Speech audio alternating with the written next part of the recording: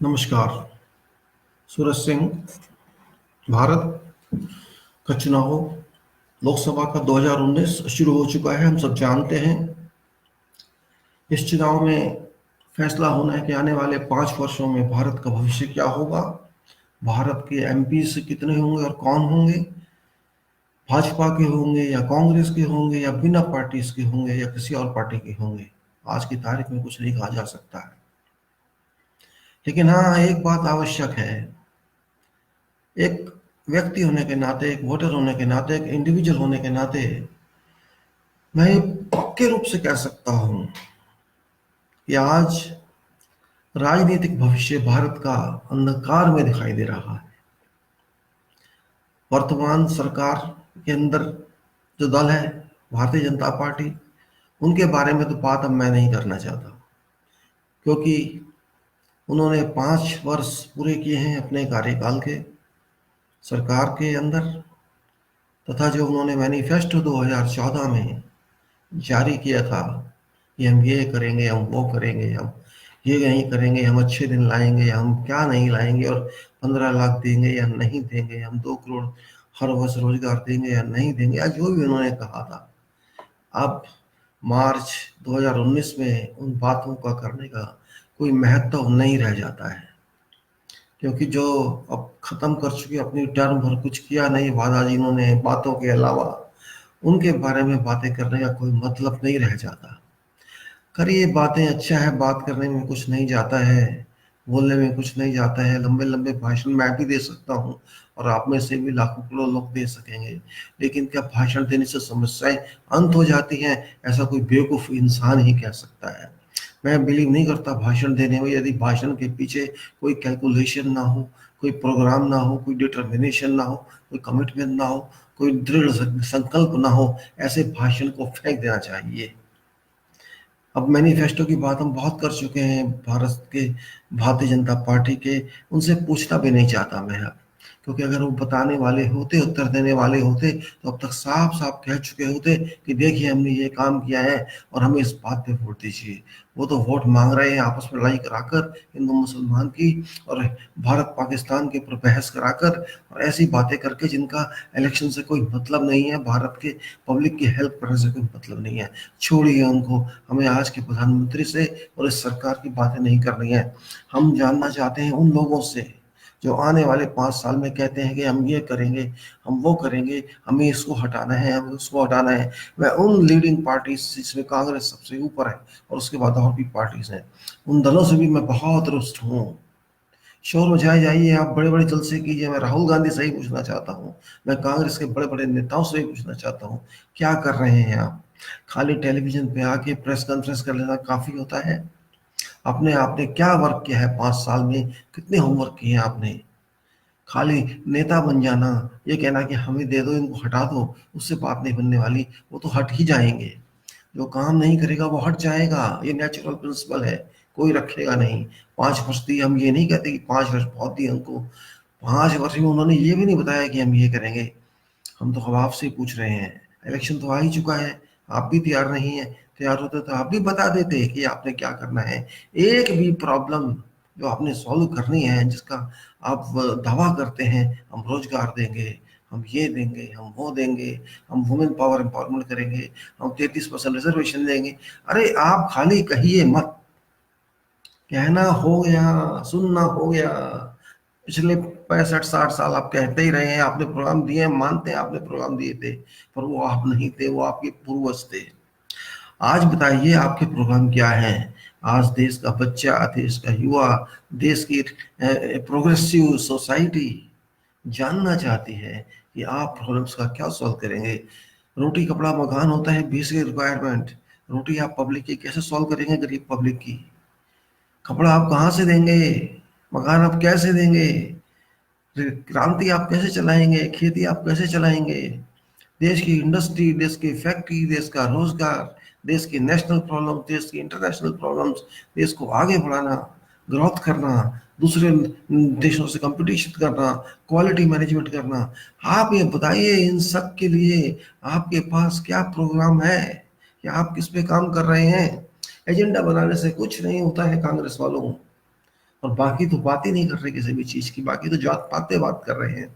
SP से बात करके देख लो, बीएसपी से बात करके देख लो, किसी और पार्टी से बात करके देख लो, वो तो सिर्फ जात पात की कम्बिनेशन में कैलकुलेशन कर रहे हैं। इतने परसेंट एससी के वोट हैं, इतने परसेंट एसटी के वोट हैं, इतने परसेंट मुसलमानों के वोट हैं, इतने परसेंट गुजर के वोट हैं, इतने परसेंट उसके उसके। ये बेकार के ये कबाड़ा नहीं चाहिए। जैसे होता है ना, किसी मटके पत्थर डाल के घर हिला दो उसको, हमें ऐसे ही मैनिफेस्टो नहीं चाहिए। आप खाली अगर इलेक्शन जीतने के लिए आए हैं तो लानत है आप पर, सब पर। अगर अगर बीजेपी वाले, कांग्रेस वाले और दूसरे सब अगर वो सोचते हैं कि हमारा मंजिल, हमारी डेस्टिनेशन, हमारी ऑक्यूपेशन, हमारा प्लान सिर्फ सीट पर जाना है इलेक्शन जीत के, मैं समझता हूँ फिर आप कुएं में डूब गए, समुद्र में डूब मरिए, कोई फायदा नहीं आपका। अरे अनपढ़ नहीं, हम समझते हैं, हमें 5 साल दे रहे हैं आपको, हम देना चाहते हैं किसी को भी आप में से, फिर कैसे? आपके भाषण सुन के, आपकी शक्ल देख के, क्योंकि आप कांग्रेस वाले हैं, क्योंकि आप बीजेपी वाले हैं, क्योंकि आप एसपी बीएसपी या कोई और है ना। देश इतना पागल नहीं है। देश जानना चाहता है, उनकी इतनी असीम प्रॉब्लम्स हैं, इतनी अनगिनत प्रॉब्लम्स हैं जो सॉल्व करनी है। हम जानते हैं सारी आप नहीं सॉल्व कर सकते, लेकिन क्योंकि पावर आपके पास रहेगी, उस डायरेक्शन में जाना आपकी ड्यूटी है। आप जाना चाहेंगे तो जाएंगे, ये करना आपने है। कब करेंगे आप? इलेक्शन आ चुके हैं, 2 3 4 हफ्ते में पोलिंग शुरू हो जाएगी। आपने क्या किया? आपने आज तक बताया नहीं है कि हम क्या करेंगे, इन प्रॉब्लम्स को कैसे सॉल्व करेंगे। अगर आपके पास सॉल्यूशन नहीं है तो आप क्यों आ रहे हैं? क्या करेंगे आप आके? हम आपको वोट दे दें, सीट पे उठा दें, आप भी वैसे जैसे टाइम इस गवर्नमेंट ने पास किया आप भी पास करेंगे। उस टाइम बैठ के आप प्रोग्राम बनाएंगे जब आपको प्रोग्राम इम्प्लीमेंट करना है। कुछ तो बताएं, मत दीजिए अपने सीक्रेट चीजें, लेकिन अनसीक्रेट चीजें तो दीजिए, बस अनकवर कीजिए उनको, डिलीवर कीजिए उनको। ये देखिए, रोजगार हम इस तरह से सॉल्व करेंगे, इतना रोजगार हम देंगे, इसमें इतनी फैक्ट्री लगाएंगे, गवर्नमेंट इन्वेस्टमेंट करेंगे, कुछ तो बताइए। प्राइवेट सेक्टर को लाएंगे, जबरदस्ती लाएंगे। करप्शन के बारे में आप क्या करेंगे? लोग तो आपको ही करप्ट कहते हैं सबको, लेकिन चलो मान लिया आप करप्ट नहीं भी हैं, या लोगों ने आपको झूठ बोल के करप्ट बनाया था, तो आप क्या करेंगे? कोई कुछ तो दो, कुछ भी हाथ में नहीं है हमारे, कुछ भी नहीं है। आप प्रोफेशनलिज्म की बात करते हैं, आप प्रोफेशनल स्वयं नहीं है। प्रोफेशनल आदमी जो भी होता है वो एडवांस में रखता है सॉल्यूशंस को, डिटेल्स को बताता है कि देखिए मेरे पास ये प्रपोजल है, आपके पास क्या प्रपोजल है इसको बताने के लिए। हम शब्द जो इस्तेमाल कर रहे हैं, हो सकता है आम जनता वो शब्द इस्तेमाल ना करती हो, लेकिन समझ तो है, एक्सप्रेशन ऑफ अंडरस्टैंडिंग तो सब में होता है। तो उनको बताइए आप कि कैसे आप ये सारी प्रॉब्लम जो आज की तारीख में, जिनको आप प्रॉब्लम्स कहते हैं कि बीजेपी या कांग्रेस या मोदी ने वो नहीं की, आप कैसे करेंगे? आप तो बताइए, हम तो आपसे जानना चाहते हैं श्रीमान जी। राहुल को बोलता हूँ और उनकी पार्टी के सारे सीनियर नेताओं को बोलता हूँ, कपिल सिब्बल है और चिदम्बरम है, जो भी है, जो भी रीड कर रहे हैं आजकल, उनको सामने आके बताना चाहिए। खाली घूमने फिरने से, शोर में जाने से, रैली करने से, इंटरेक्शन करने से तो बात नहीं बनेगी। आप क्या पूछते हैं छोटे बच्चों से, 18 20 25 साल के जो लोग हैं, युवा है, उनको कुछ मालूम ही नहीं देश के बारे में, संविधान के बारे में, प्रॉब्लम्स के बारे में, कैसे सोल्यूशन हो उसके बारे में। तो आप भी उनसे हाथ मिला के बात करके वेव करके आगे चलना चाहते हैं। बस हमसे हाथ मिला लिया, हमने वेव कर दिया, हमने अपना जुलूस निकाल दिया, हमने रोड शो कर दिया, हमने बात कर दी, स्पीच दे दी, और इमोशनल होकर दिखा दिए, मंदिरों में चले गए, पूजा कर लिया और नमाज पढ़ ली, ये कर लिया। इन सबसे तो बात नहीं होने वाली। चुनाव है भाई, हमने आपको अथॉरिटी देनी है। वो अथॉरिटी किसके हिसाब से दी जाए, आपको अपॉइंट कैसे करें हम, पता तो लगे। हम अपना भविष्य आपके हाथ में कैसे दे सकते हैं, तो हम समझते नहीं कि आप हमारे भविष्य को सॉल्व कर सकते हैं, सुलझा सकते हैं, आसान बना सकते हैं।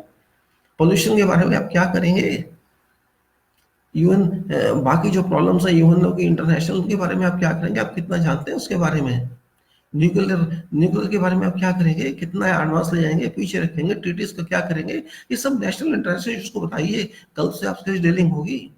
आप जीडीपी को कैसे आगे बढ़ाएंगे? आप रियल एस्टेट को आगे कैसे बढ़ाएंगे? जॉब कैसे आएंगे? तभी तो आएंगे जब कुछ करेंगे आप। एजुकेशन में आप क्या करेंगे? एजुकेशन का सत्यानाश हुआ पड़ा है हर फील्ड के अंदर। पहले अच्छी एजुकेशन हुआ करती थी, जवाहरलाल के टाइम में, इंदिरा गांधी के टाइम में अच्छी एजुकेशन थी, हम नौकरी मिल जाया करती थी उस एजुकेशन को लेके। लेकिन आज क्या है? ना इंजीनियर फिट है, ना डॉक्टर फिट है, ना वकील फिट है, ना चार्टर्ड अकाउंटेंट फिट है। कोई भी फिट नहीं है, कोई भी सूटेबल जॉब के लिए सूटेबल नहीं है। कहीं कहीं डिफिशियंसीज हैं, डिफेक्ट्स हैं एजुकेशन में, क्वालिटी मैनेजमेंट नहीं चल रहा है सही, नाम का मैनेजमेंट रह गया है। कागज पूरे करते हैं लोग, क्वालिटी नहीं है, पुल गिर रहे हैं, अभी गिरा है आज की रात को। क्यों गिर रहे हैं? बिल्डिंग्स क्यों गिर रही हैं? एक बारिश नहीं आ सकती, सड़क क्यों बैठ रही है? एक बारिश आती है सब छिल जाते हैं कैरिज वे। ये क्या है सब? आपकी कमिटमेंट किस चीज पे है? आप तो राज कर चुके हैं पहले, आपके पास तो सारी नॉलेज होनी चाहिए। आप बताइए। आप यंग है, मानते हैं आपको नहीं पता, तो एडवाइजर्स आपके पास हैं, एक्सपर्ट्स आपके पास हैं। इंजीनियर की कितनी वैल्यू देते हैं आप? इंजीनियर के बिना देश नहीं चलता है। आज की तारीख में पब्लिक नहीं जानती इंजीनियर की क्या वैल्यू है। चाहिए पूछे किसी मकान जो प्राइवेट बन रहे, कहीं इंजीनियर नहीं होता है। किसी को पता ही नहीं है कि क्या इंजीनियरिंग होती है। मेडिकल क्लेम्स इतने बन जाते हैं, क्या इतना आसान हो गया है? मेडिकल इतना मुश्किल हो गया है देश के अंदर, मुझे चाहिए मैं नहीं ले सकता इलाज। 25 30 40 50 लाख तक लग जाते हैं इलाज कराने में। 10 5 लाख तो नॉर्मल बात है। एक दिन की फीस 50 60 हजार 1 लाख होती है वेंटिलेटर की। एक गरीब आदमी कहाँ से देगा? क्या कर रहे हैं आप? अस्पतालों में दवाई नहीं मिलती है, डॉक्टर नहीं होते हैं, डॉक्टर तो दवाई नहीं होती, दवाई होती है तो कुछ और नहीं होता है, लंबी लंबी लाइनें होती हैं। अरे ये सब समस्याएं हैं, कौन हल करेगा? राज की पावर होती है, सरकार की पावर होती है, इसीलिए बिठाई जाती है सीट पर। क्या करेंगे आप बताइए, कितना कुछ बताएंगे आप? आपने कुछ नहीं अभी तक बताया है। वोटर इंतजार कर रहा है, मताधिकारी जिसे हम कहते हैं, जिसको हम मतदाता कहते हैं, मैं उसको मताधिकारी कहता हूँ। वो वेट कर रहा है आप लोगों की। उनको तो आजमा चुके हैं हम 5 साल, उनके पास कोई जवाब ही नहीं है। उनके पास तो हिंदू मुसलमान जवाब है, उनके पास तो भारत माता की जय जवाब है, यही जवाब है उनके पास, वंदे मातरम जवाब है उनके पास। पाकिस्तान से लड़ाई कर लो, उनके पास जवाब है। उनके पास कोई इकोनॉमी का जवाब नहीं है, कोई किसान का जवाब नहीं है, कोई एम्प्लॉयमेंट का जवाब नहीं है, डिफेंस का जवाब नहीं है। कोई जवाब नहीं है उनके पास, वो देना भी नहीं चाहते क्योंकि वो खुद इन्वॉल्व हो सकते हैं उसमें। लेकिन आप जो अपने को कह रहे हैं हम करेंगे, हम बढ़ाएंगे, कैसे बढ़ाएंगे? आप भी सिर्फ SC ST के वोट के इंतजार कर रहे हैं, मुसलमान के वोट के इंतजार कर रहे हैं? किसका इंतजार कर रहे हैं आप? इससे नहीं मिलेगा वोट। मुझे लगता नहीं कि ये इलेक्शन सक्सेसफुल होगा। ये इलेक्शन ऐसा नहीं लग रहा जैसा होना चाहिए। पब्लिक जवाब चाहती है, पब्लिक को इंश्योर होना है कि आपको अगर बिठाया जाए, आगे आपके एमपी को इलेक्ट भी किया जाए, क्योंकि दूसरे एमपी नहीं दिख रहे हैं, लोग आगे नहीं आ रहे हैं। आना उनको चाहिए। कांग्रेस बीजेपी को तो उठा के फेंक देना चाहिए था अब तक, क्योंकि ये लोग किसी लायक नहीं है। कांग्रेस भी एक फीवल फीवल पार्टी हो गई है, एक भीगी बिल्ली हो गई है। उसको तो फेंक ही दो बीजेपी को, उसका तो कोई मतलब ही नहीं होना चाहिए देश के अंदर। वो तो इमोशनल ब्लैकमेल करते हैं लोगों को कि मोदी है तो देश है, मोदी है तो मुमकिन है। फौजियों को आगे बिठा देते हैं, शर्म नहीं आती है। फौजियों के नाम पे वोट मांगते हैं, उनकी लाशों पे वोट मांगते हैं, उनके कर्म पे वोट मांगते हैं, उनकी शौर्यता पे वोट मांगते हैं। शर्म नहीं आती है इस बीजेपी वालों को। डूब मरना चाहिए इनको, डूब भी नहीं मरते। और कांग्रेस वाले भी कम नहीं है, वो भी उनके पैरेलल चल रहे हैं। अरे आपको बीजेपी से क्या लेना है कांग्रेस वालों? आप बीजेपी के पीछे क्यों पड़े रहते हैं? भाड़ में गई बीजेपी यार, अपनी बात करो। आप पब्लिक से बात करो, be constructive, be positive, be affirmative. ये फालतू की बीजेपी की हर बात को जरूरत नहीं है देने की। क्यों देते हैं आप? चिंता बीजेपी आपके बारे में क्या कहते हैं, कोई चिंता करते हैं उसके बारे में? आप ये बताइए आपने क्या करना है? 5 साल छोटे नहीं होते, कम नहीं होते। आज की तारीख में आईटी का जमाना है। 5 साल में बहुत कुछ हो सकता है। आपके पास 60 मिनिस्टर होते हैं। आप मोदी नहीं होंगे कि एक मिनिस्टर कुछ काम नहीं करेगा, खाली मोदी करेगा। आप होंगे तो आपके सारे मिनिस्टर काम करते हैं, ये भी जानते हैं कांग्रेस वाले के बारे में कि कांग्रेस खाली प्राइम मिनिस्टर काम नहीं करता है, मिनिस्टर भी काम करता है। तो क्या काम करेंगे आप 5 साल में बताइए? 60 मिनिस्टर होते हैं, 60 मिनिस्टर का मतलब 300 साल, 60 पंजे 300, 300 साल का मतलब कितने महीने होकर कितने दिन हो गए? क्या करेगा मिनिस्टर बताइए? पार्लियामेंट इतने दिन नहीं चलती है, बाकी काम दूसरे होते हैं। तो अरे आप बताते कुछ है नहीं, वोट मांगते हैं। मैं एक सिटीजन हूँ, मुझे पता होना चाहिए आप क्या करेंगे। आप प्रोग्राम लिख के देते नहीं है, ना आपने दिया, ना अखिलेश ने दिया, ना मायावती ने दिया, ना बंगाल, ये जो बंगाल के मिनिस्टर उसने दिया, जो अपने आप को कहते हैं हम टीम बनना चाहते हैं। किसने दिया नहीं है आज तक। आप कुछ तो बताइए, नहीं तो हम किसको वोट दें? हम तो नोटा पे देंगे फिर। सब रिजेक्ट, आपको भी रिजेक्ट करेंगे, सबको रिजेक्ट करेंगे। हो जाने दो बर्बाद इलेक्शन। ना बने सरकार, कोई चिंता नहीं, देखा जाएगा जो होगा। वैसे ही मर रहे हैं और मरेंगे, ऐसी हालत खराब और खराब होगी। युवा को रोजगार पहले नहीं और नहीं होगा, आत्महत्याएं हो रही हैं और होंगी। अरे कुछ तो शर्म करो, कुछ तो प्रोग्राम बनाओ। फेस देख के तो चुनाव में वोट नहीं दिया जाता है, पार्टी देख के तो वोट नहीं दिया जाता है, प्रोग्राम देख के दिया जाता है। अपना प्रोग्राम बताइए, नहीं तो लोग ढूंढेंगे प्राइवेट लोगों को, दूसरे लोगों को, स्वतंत्र उम्मीदवारों को, उन्हीं को वोट देंगे, आपकी जमानतें जब्त होंगी। पब्लिक सोच रही है क्या करे, टाइम अब इतना नहीं है सोचने का। लगता है यह इलेक्शन तो बेकार ही जाएगा। 2 साल बाद एक और इलेक्शन होने वाला है इसके बाद। इसलिए अंधकार में मत रहो और ना ही पब्लिक को अंधकार में रखो। अंधकार से बाहर आओ, रोशनी में आओ। अभी भी कुछ तो बताओ, कुछ तो कहो कि हम ये करने वाले हैं, ऐसे करेंगे, फंड्स वहां से लाएंगे। कहना ही काफी नहीं होता कि हम ऐसे करेंगे। जैसे मोदी ने कह दिया था 15 लाख हम देंगे, अब बाहर से काला धन लाएंगे। ये नहीं बताया कैसे होगा, क्या होगा, ना ही उन्होंने उससे किसने पूछा, ना ही उनसे किसने पूछा कि 2 करोड़ पर ईयर रोजगार कहाँ से देंगे, और ना ही किसने बताया। इस तरह से उन्होंने बहुत से वादे किए जो बेकार गए। पानी के वादे थे, पानी ये लो, पानी बह जाता है, वो बह गए सब। जैसे मोदी खुद वाटर है, लोग कहते हैं बहुत मजबूत है, सॉलिड, लेकिन वो वाटर इज लिक्विड ओनली। आप लिक्विड मत बनो, आप सब फ्यूज हो जाओगे तारों में। इतना ओवर कॉन्फिडेंस अच्छा नहीं होता कि बाई डिफॉल्ट आप आ जाओगे पावर में। आप बाई डिफॉल्ट आ भी जाओगे तो बाई डिफॉल्ट चले भी जाओगे। जिस तरह बाई डिफॉल्ट मोदी आया पावर में, बाई डिफॉल्ट चला जाएगा। बाई डिफॉल्ट वो इसलिए आया कि उसने खाली कहा कांग्रेस चोर है, कांग्रेस डकैत है, कांग्रेस ये है, कांग्रेस वो है, scam scam scam scam. Congress कौन? वो अपनी क्रेडिबिलिटी में नहीं आया था। अपनी क्रेडिबिलिटी पे आया तो 25 साल राज करता। उसकी अपनी कोई क्रेडिबिलिटी नहीं थी पीएम बनने के लिए। वो नेगेटिव वोट से आया था कि कांग्रेस को हटाना है। जैसे इंदिरा गांधी को हटाया था, ऐसे ही फिर कांग्रेस को हटाया गया, और उसकी जगह मोदी की जगह कोई और होता वो भी आता। मोदी की अपनी कोई क्रेडिबिलिटी नहीं थी उस चुनाव में 2014 के में, और वही आपके साथ होने वाले। आपकी कोई क्रेडिबिलिटी अभी नहीं क्रिएट हुई है। बीजेपी की नेगेटिव पॉइंट से आपकी क्रेडिबिलिटी नहीं बनती है, आपके पॉजिटिव पॉइंट से बनेगी। तो आपने अभी तक कुछ बताया नहीं है, और आप बताएंगे भी नहीं, लगता नहीं मुझे। इसलिए आपकी भी क्रेडिबिलिटी कुछ नहीं रहेगी, आप भी डिक्रेडिट हो जाओगे। If you want to come to power, if you want your MPs to win, public should not bring its own MP. It is better in interest of nation, in interest of Bharat. Don't act like BJP acted or Modi acted 5 years back.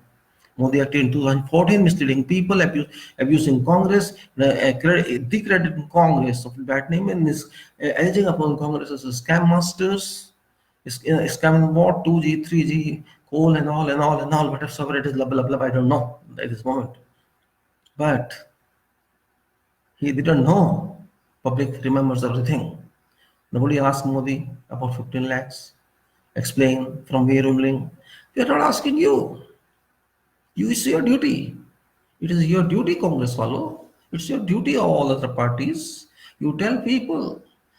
You tell with surety. Tell with confirmation. Give program. What is your agenda and how shall you implement that?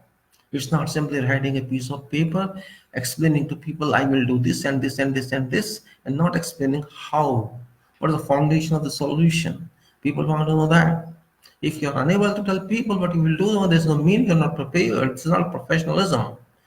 You make politics a profession. Politics is not simply politics now. It's expertise. If you cannot deliver to people of this country will throw you away. Just like they are now going to throw BJP. In 2014, they threw away Congress, and now again they are going to throw you, and not even to accept you, forget throwing. If you are thinking you'll get 272 plus, you are in dream. All parties are in dream.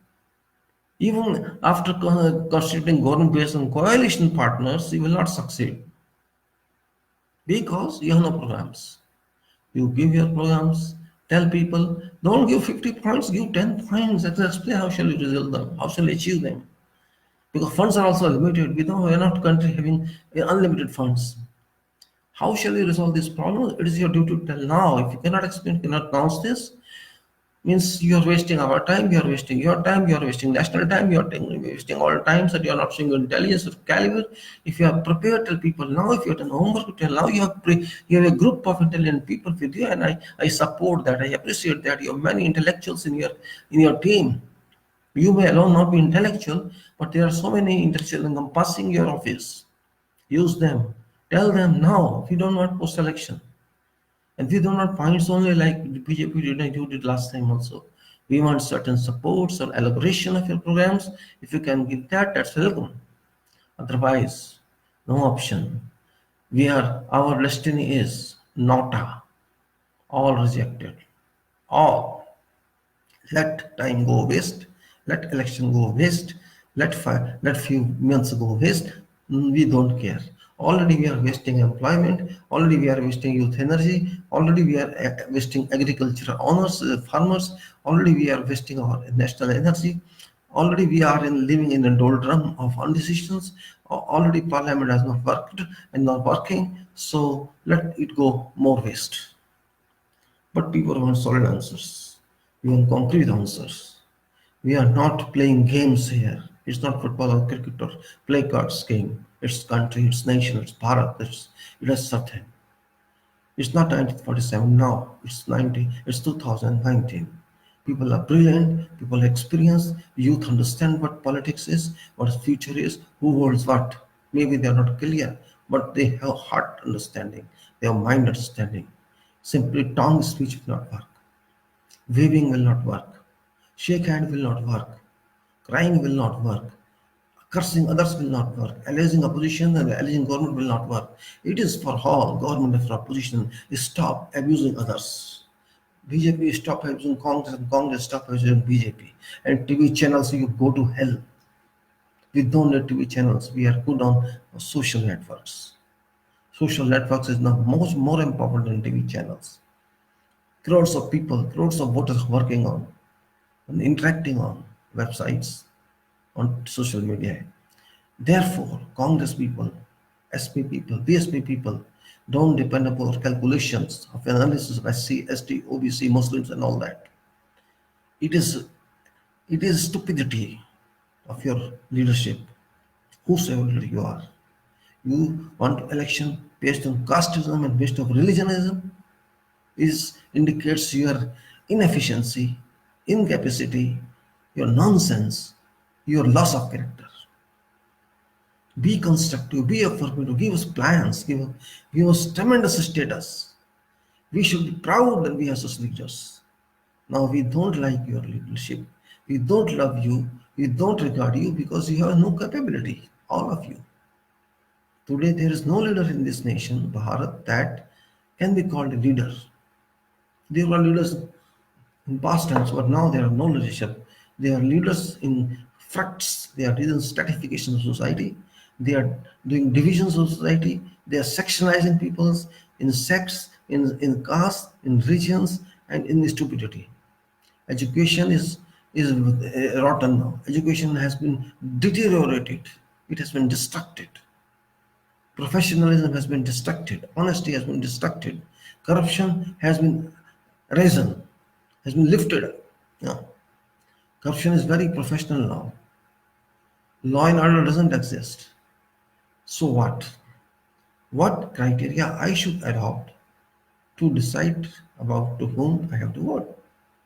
And that is plan. I have to ensure myself, I have to make sure, every voter has to make sure what his future lies in. My future currently at this time lies nowhere. To an extent, election is concerned. If election means only vote for sake of somebody's victory, that election is rubbish. I don't accept that election. In that case, I have firmly decided not to vote to any political party, not to vote to any political leader, if I don't have my own good, reliable, efficient candidate, irrespective of the fact that that candidate belongs to party or that candidate belongs to individuality, that is independent status. If I find independent candidate, I shall vote to independent candidate. If, irrespective of the fact that my candidate shall forfeit his security deposit. I don't care. But my heart, my mind will set free. At least contented that I did not waste my way to vote to Rahul or to Modi or to some unknown MP. If I vote to Rahul, he's my unknown MP. If I vote to Modi, he is also my unknown MP because they are not MPs from my, they won't be MPs from my constituency. It's imagination, it's hypothetication. It is, you can say, farce thinking that I have voted to Modi, it's farce. I have voted to Rahul, it's farce. Because if I belong to that constituency, it's okay. But if they are not from my constituency, they are not my candidates. So this is farce thinking, red line thinking. Why should I work out red line? I should have clear cut understanding that I am going to vote to my future MP, to whom I don't know. And even if I know my future MP, I should ask him. I have a duty to ask him. Tell me what you are. Unfortunately, this criteria, this understanding, this procedure, this mode has not been established till now. But as a citizen of this country, as a part of people of this country, it is my duty to communicate what I think to my colleagues, to my fellow Indians, to my fellow Bharatvasis, and what they should think if they feel I am right. If they feel I'm wrong, ignore my advice, ignore my talk. But my talk I know is not baseless. Don't spread rumors. Leaders from BJP are spreading rumors. They are saying, say for example, UN Charter, UNSC Council, UNSC seat for Bharat. This is foolishness. How can they claim that Nehru rejected this seat? From where they got this idea of nonsense? Jayatali, Minister of Finance, senior advocate of Supreme Court, talks nonsense. He says it was rejected by Jawaharlal Nehru when he was offered for India seat of United Nations Security Council. I don't know how he got degree of law. United Nations was constituted in 1945, month of October, along with Security Council. Security Council is mandated under Article 23 of UN Charter. Five names are there for permanent members: US, USSR, France, China, UK. And those permanent members are till today permanent members. There has been no addition to that list. And if you want to add someone, like suppose India is to be added, Bharat is to be added to Security Council permanent membership, a majority of 2,000 and assembly is required. And they say they were offered seat. These stupid illiterate tracts.